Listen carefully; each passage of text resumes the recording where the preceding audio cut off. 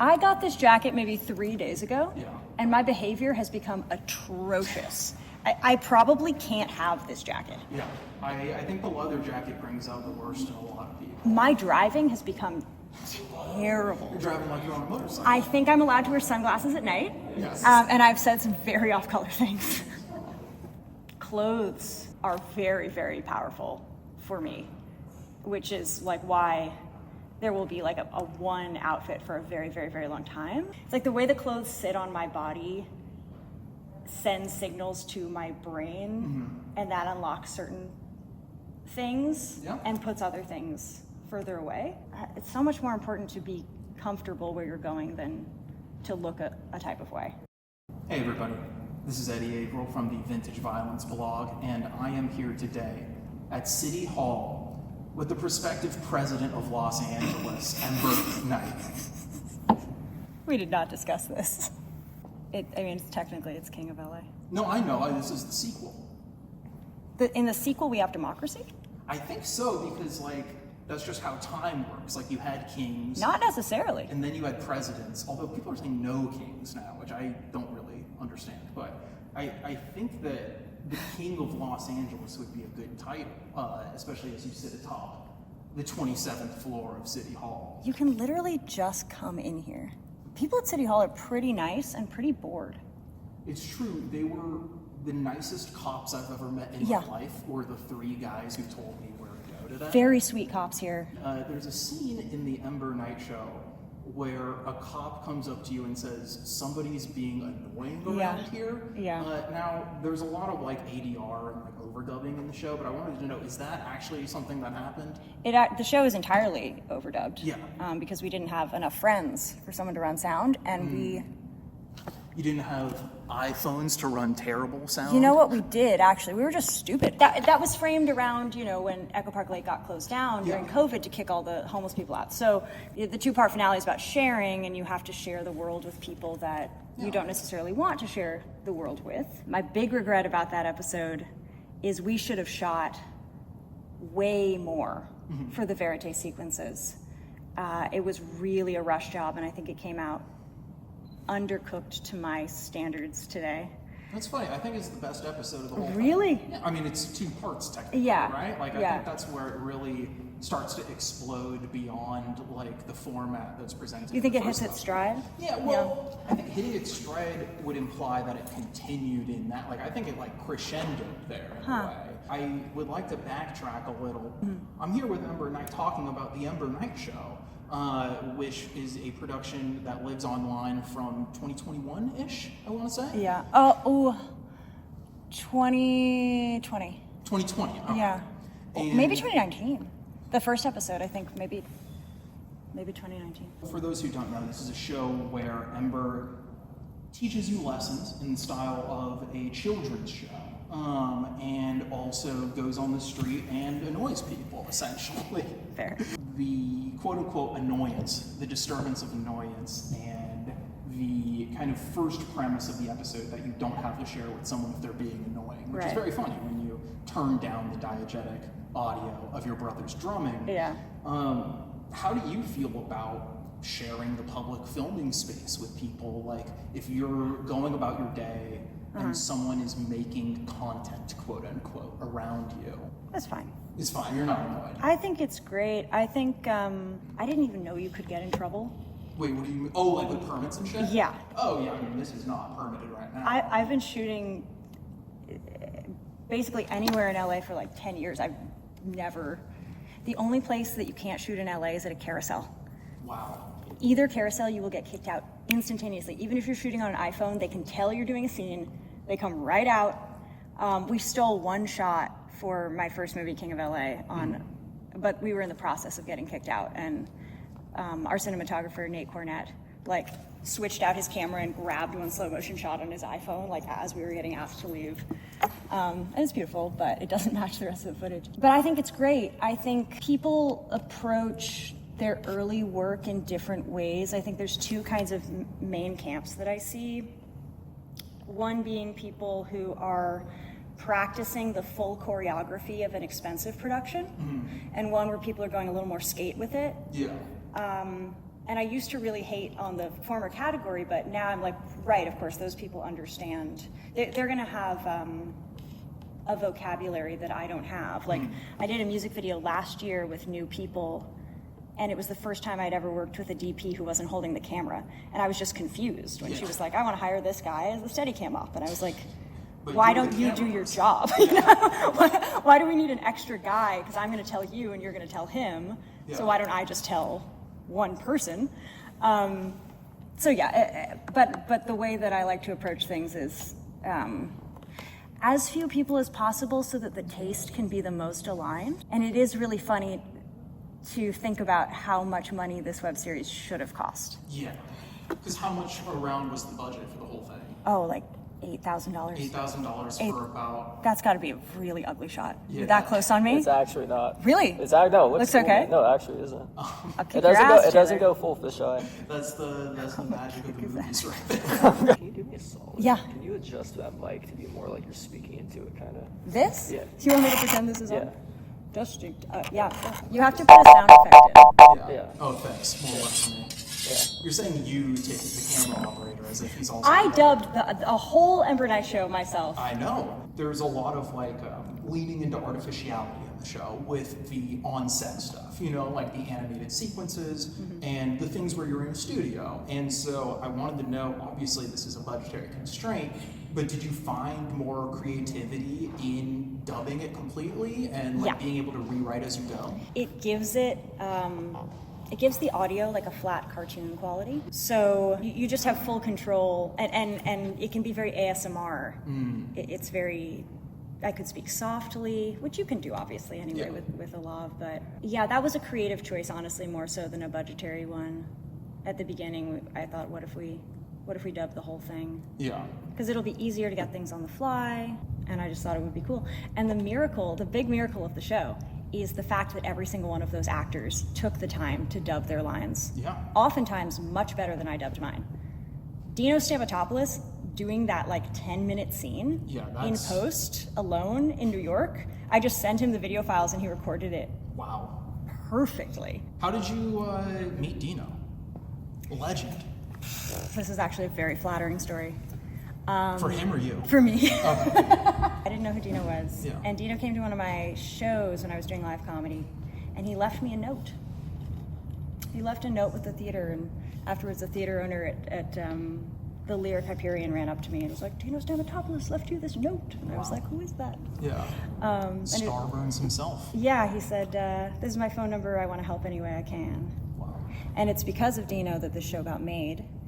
He gave us a key fob to Starburns during the pandemic. We got to shoot out of their sound stages for free. We got to build that massive moon set for free. We got to work out of the offices. I had the corner office on the top floor at Starburns Industries where they wrote season 1 of Rick and Morty. That's amazing. Giant whiteboards, giant desks. I had the little fireplace in there, and it was amazing. And then they sold the building and kicked me out.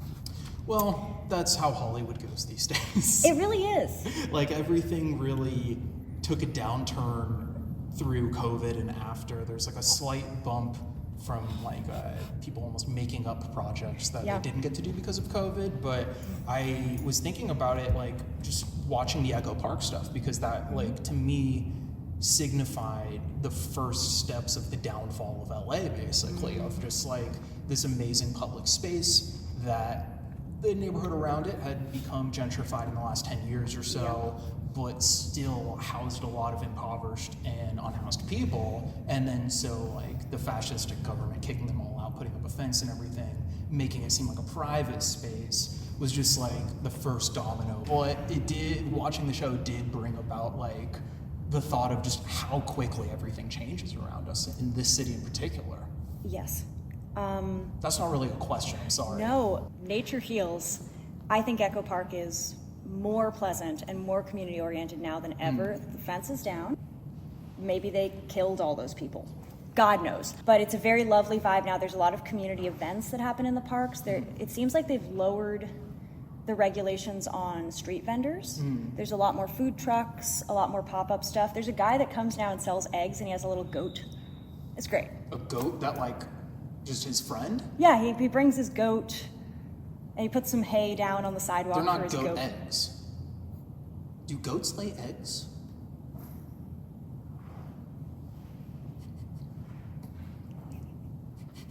What is the tone of this interview? Oh, I was gonna say, I had an amazing COVID. The period of COVID was fantastic because we had just finished shooting episode 2 of Ember Knight Show, and we had just signed the deal for the Adult Swim Smalls. So suddenly we go into lockdown and we're like, okay, fuck, we can't shoot yet. But we knew we had something. We were like sitting on this nest. And then a couple months later, we were like, we can shoot. We're all hanging out anyway. It's just like 3 to 5 of us. We put out another episode of Ember Knight Show. We shot the Smalls. I finished my second record, Cheryl. So it was a very active and creative time. And something that I loved about it was that nobody else was making anything. So I didn't feel that very toxic social media comparison, short-term pressure. 2 things you mentioned there. Firstly, you said you had finished your second record around this time, and the soundtrack is fantastic to the Ember Knight Show. Thank you. And I was curious, as someone who performs comedy, who is a filmmaker, who makes music, does all these different things, what medium do you find to be the most direct? Like, I know you're playing yourself in the Ember Knight Show, a version of yourself, and yourself in your music, but what do you think is the most just like, idea comes in my brain, and this is how I'm directly going to express that idea? Film. Because there's the most control. Because when you actually speak to another human being, you can't really control how you're being perceived, even though we're right here next to each other. Yeah. A lot can be done by me being calm and like making eye contact and listening to you. Yeah. But there's a lot more control available to conveying a feeling or an idea if, you can cut it, you can pick the music for it, you can pick the lighting for it, you know. So I think when you say direct, what you're meaning is like most direct communication. In a way, but also like, what do you feel is the realist version of Ember? Which medium? Oh, I don't know how to answer that question without sounding like a huge piece of shit. Okay. Go ahead, sound like a huge piece of shit. Realist version. Oh,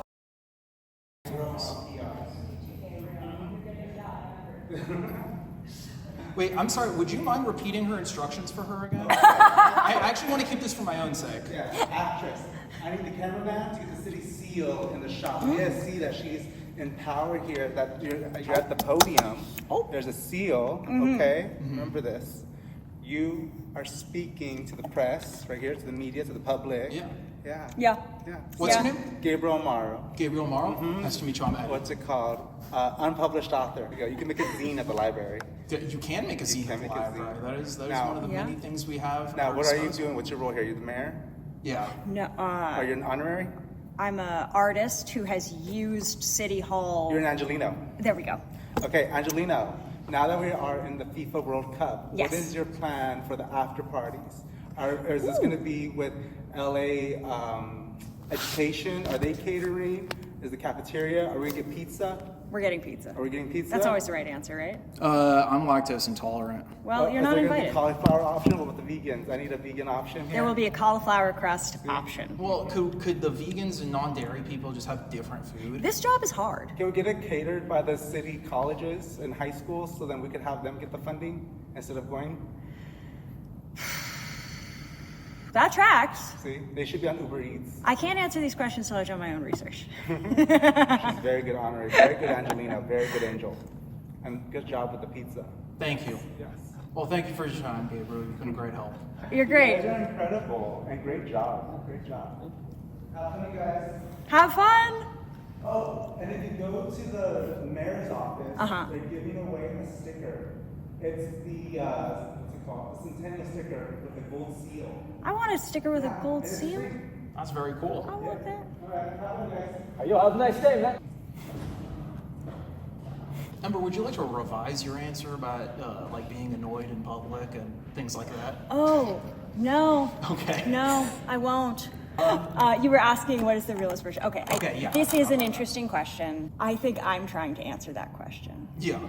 And that's what the show is. So the premise of the show is me identifying an emotional shortcoming, an emotional problem in myself, and trying to present, first the simplistic solution that they would teach you in kindergarten or whatever, and then stress testing that and becoming an unreliable narrator, getting broken, and coming to a more refined conclusion, maybe more useful conclusion. It's supposed to be as intimate as I can be. Yeah.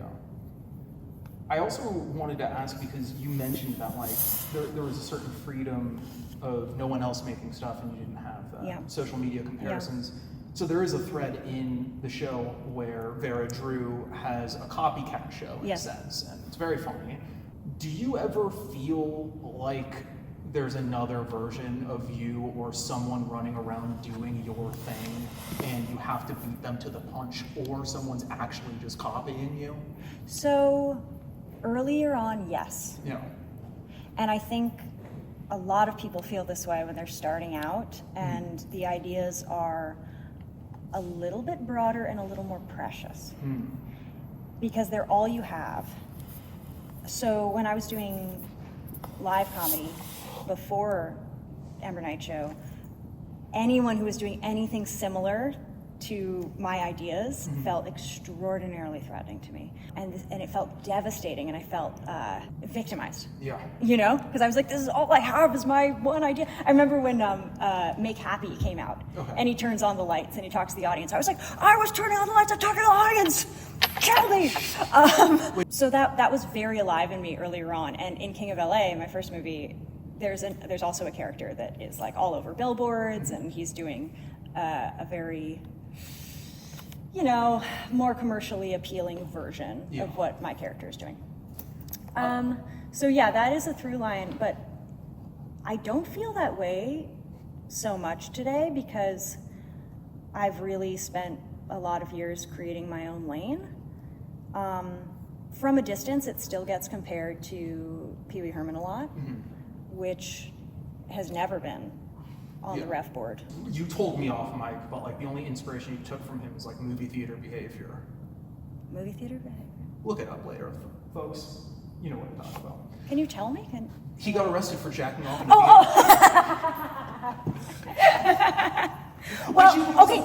theater. That's what you're supposed to do there, right?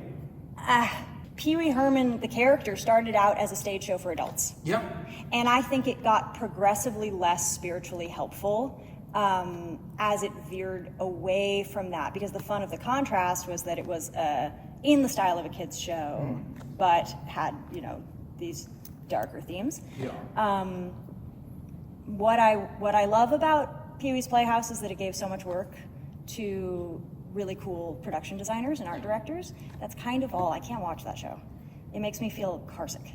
Yeah, I like the movie. I think we all love a breakfast machine. Yeah. Our first crushes were all Large Marge, basically. No. No? Tell me about that. My first crush was Gandalf from the books. Gandalf from the books? My dad read me The Hobbit and Lord of the Rings when I was quite little. Yeah. And when he would show up at the end of a chapter to like save the day or something, and I would just blush. I was listening to this guy. This guy is bad. The movies, you're like, what the fuck's this old Still, bozo doing? Still pretty fuckable. The through line that I found the most relatable in the Ember Knight Show is not just like poverty in Los Angeles going hand in hand, but also how driving impacts that and the panoply of parking tickets you can get. I find the tiny car like in a way liberating and just like speaks to, I don't know, to me it spoke to like feeling dwarfed in a big city. Is that kind of how you feel making your way about LA? Poverty is extraordinarily encephalizing. Yeah. So you think you're going to grow up and get to enter the adult world, and then you reach a certain age where you think certain spaces are accessible to you, like nice restaurants and homes. Yeah. Marriage, things that you picture going with certain ages. Yeah. And instead you're stuck with the things that you had in college because you can't afford anything else. And society treats you like you're still in college, and so you behave like you're still in college. And especially in LA, I've noticed a very adversarial relationship between the municipal services and the general population. We're treated like high schoolers. The subway system, the way security is set up, it's just very condescending. One last question. Is it true that the Ember Knight Show is screening at Market Video in Toronto on July 28th via Bleeding Edge? Yeah, it is true. Wow. But yes, we're screening via Bleeding Edge at Market Video, which is a secret location in Toronto on the 28th. And then we are screening at the Roxy in Manhattan on August 1st. I know it. And cut this in if it's confirmed, it sounds like we're screening at the Davis in Chicago, courtesy of Joe Swanberg, on August 3rd. Wow. So come through, see Ember's gay little show. I'm going to hand you 2 DVD screeners sent by the Academy of Motion Picture for award consideration, and you choose which one is going to be destroyed. Fuck!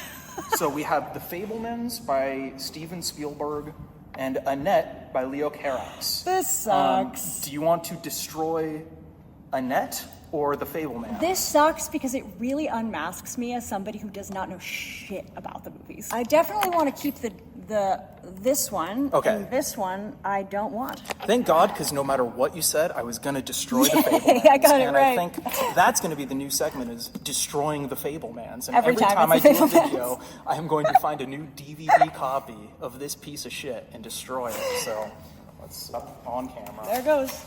Bye Eat bye, it. Academy. Put it in your mouth. In focus? Yes. Put it in your mouth. Come on, stupid. Put it in your Come on, mouth. stupid. Can't believe wait, you. wait. There we go. Goodbye, Steven Spielberg. Forever. Honking down the gosh darn